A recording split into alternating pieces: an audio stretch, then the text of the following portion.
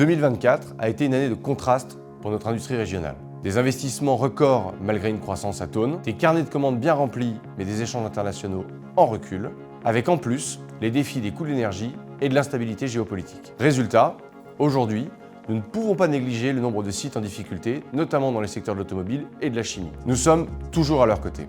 Mais plus que jamais, Auvergne-Rhône-Alpes Entreprises s'est mobilisée cette année sur de nombreux fronts dans tous les territoires.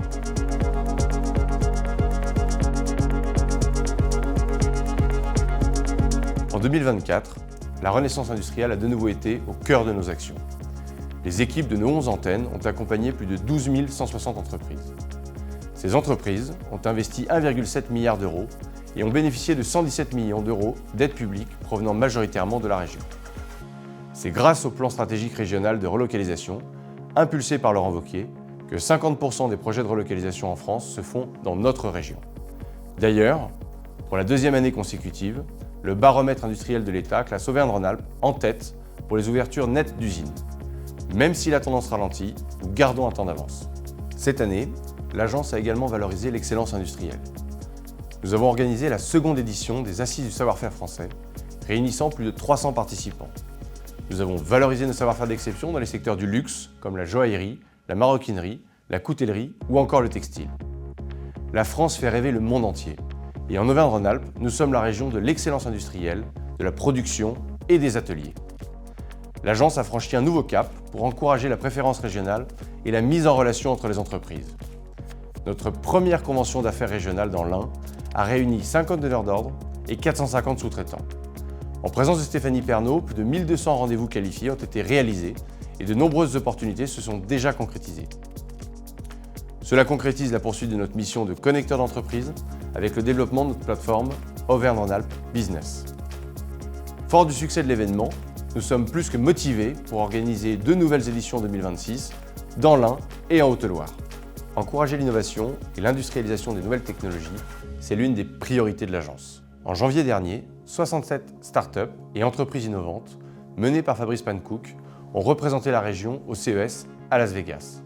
3 d'entre elles ont remporté un award, une réussite dont nous pouvons être fiers. Nous avons également été partenaires du salon Tech & Fest à Alp Expo, une vitrine pour 500 entreprises tech attirant plus de 22 000 visiteurs. C'est désormais un rendez-vous incontournable qui met à l'honneur l'un des territoires les plus innovants au monde, Grenoble. Enfin, nous nous sommes associés au Centre des matériaux durables, aux côtés de Florent Ménégo, président de Michelin, et Fabrice Pankouk, pour aborder les défis des matériaux durables. Michelin ambitionne par exemple d'atteindre 100% de ressources recyclées ou renouvelables dans ses produits d'ici 2050. Pour relever ce défi, pour préserver les bienfaits du progrès pour les générations futures, il faudra continuer à innover dans la plasturgie, la chimie, le BTP ou encore le recyclage. Le fabriquer en Auvergne-Rhône-Alpes est un gage de fierté que nous tenons à promouvoir et à défendre.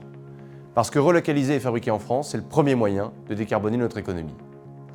La stratégie régionale vise à faire d'Auvergne-Rhône-Alpes la première zone dénuée de carbone en Europe, en réduisant de 55% les émissions de gaz à effet de serre d'ici 2030.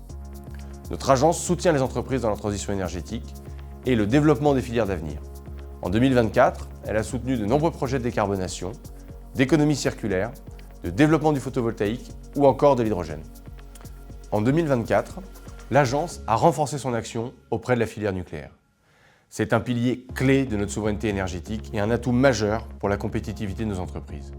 Aujourd'hui, Auvergne-Rhône-Alpes est l'un des premiers bassins nucléaires d'Europe, fournissant 25% de l'électricité française.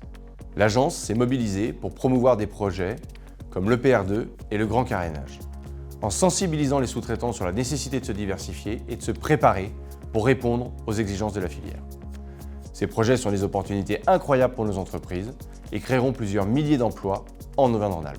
Anticiper les tendances, fournir des analyses stratégiques et renforcer l'attractivité économique font partie des missions clés de l'agence. Notre pôle d'intelligence économique et territoriale a redoublé d'efforts pour publier en 2024 de nouvelles études et analyses à destination des décideurs économiques.